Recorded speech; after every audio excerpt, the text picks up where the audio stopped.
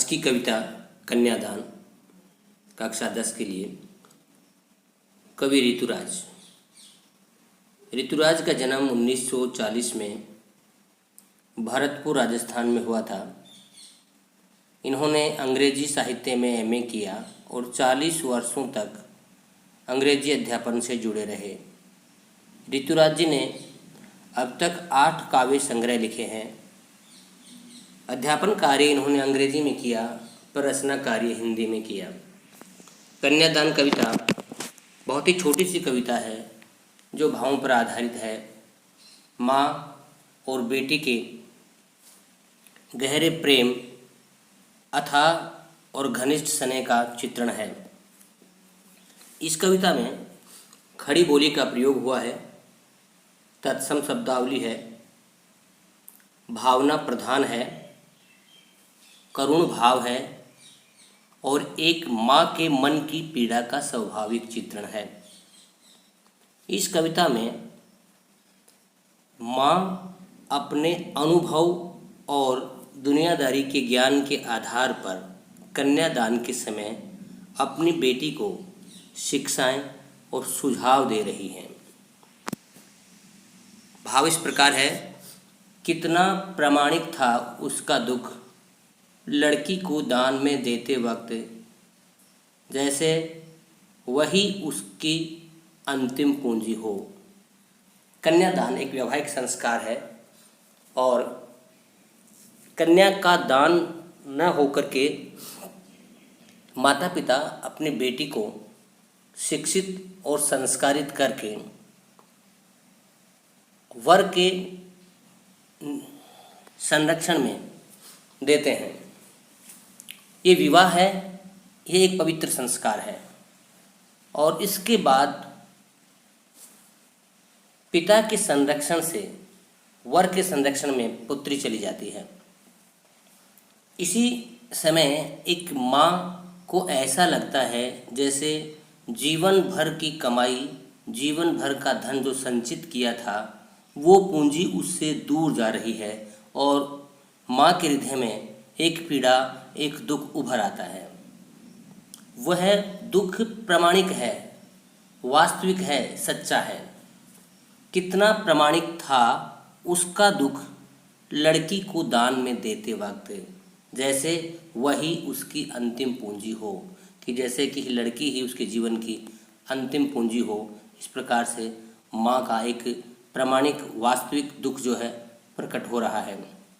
लड़की अभी सयानी नहीं थी, अभी इतनी भोली सरल थी। लड़की अभी सयानी नहीं थी।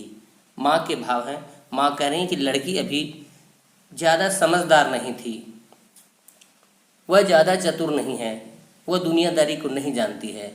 उसमें भोलापन है अभी, कि उसे सुख का आभास तो होता था लेकिन दुख बाँचना नहीं आता। कि वह सुख तो जानती है क्योंकि माँ के संरक्षण में बेटी पली है, बड़ी हुई है।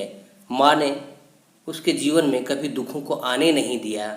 इसलिए माँ कह रही है कि मेरी बेटी सुखों को तो जानती है मगर दुख इसे बाँचना नहीं आता, बाँचना पढ़ना नहीं आता है। पाठिका थी वह धुंधले प्रकाश की।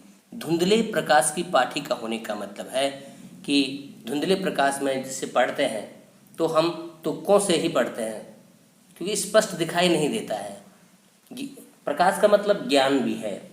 तो बेटी के पास में अभी दुनियादारी का इतना ज्ञान नहीं है, उसके पास में अनुभव नहीं है।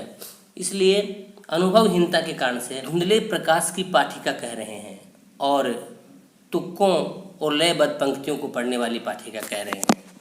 माँ ने कहा पानी में झांक कर अपने चेहरे पर मत रीझना। यहाँ माँ के द्वारा बेटी को सुझाव है, सलाह है, एक शिक्षा है कि विवाह के बाद में आप पानी में झांक कर अपने चेहरे पर मत रीझना। यानी रूप सौंदर्य जो है इस पर मन ही मन अति प्रसन्न होने की आवश्यकता नहीं है, ज़्यादा रीझना नहीं है, क्योंकि रूप के साथ साथ में जीवन में गुणों का भी महत्व है। आग रोटियां सेकने के लिए हैं, जलने के लिए नहीं। और यहाँ पर सामाजिक स्थिति का चित्रण भी एक तरह से, क्योंकि दहेज के कारण से बहुत सी दुल्हन जो है, बहुत सी लड़कियां जो होती हैं उनको जला दिया जाता है, या ससुराल में लड़कियों को कई बार अनुकूल परिस्थितियां नहीं मिलती हैं, वो परिस्थितियों को नहीं झेल पाती हैं और इस प्रकार का कदम उठा लेती हैं कि जीवन लीला को समाप्त कर लेती हैं। तो माँ को कहीं ना कहीं ऐसी सामाजिक स्थिति से शंका है कि कहीं बेटी जिसने आज तक दुख नहीं देखा, जरा सा दुख या अनुकूल परिस्थितियाँ आने पर कहीं गलत कदम ना उठा ले। इसलिए माँ बेटी से को कह रही हैं कि आग रोटियां सेकने के लिए है, जलने के लिए नहीं। वस्त्र और आभूषण शाब्दिक भ्रमों की तरह बंधन है स्त्री जीवन के, और वस्त्र और आभूषणों को माँ स्त्री के जीवन का बंधन बता रही हैं। इसलिए उनका कहना है कि आभूषण और वस्त्रों से ज़्यादा मोह जो है वो कष्टकारी या दुखदायी होता है। माँ ने कहा, लड़की होना पर लड़की जैसी दिखाई मत देना। लड़की होना या लड़की जैसे दिखाई न देने का मतलब है कि लड़की एक स्त्री के जो स्वाभाविक गुण होते हैं, लज्जा, प्रेम, त्याग की भावना, समर्पण, कि इन जो नारी सुलभ जो गुण हैं उनको जीवन में आप सजाए रखना, बनाए रखना। मगर विकट परिस्थितियाँ कभी जीवन में आएँ तो आपको सशक्त भी होना है, सामाजिक बुराइयों का विरोध भी करना है। तो इस प्रकार से इस पूरी कविता में माँ की सलाह है, माँ का सुझाव है, माँ की शिक्षा है, माँ के मन की पीड़ा है, उसकी वास्तविकता है जो विवाह के समय अपनी बेटी को दी जा रही है। माँ अपनी बेटी को कन्यादान के समय कौन कौन सी शिक्षाएं दे रही हैं, बहुत महत्वपूर्ण प्रश्न है इसमें। तो 3-4 शिक्षाएं हैं।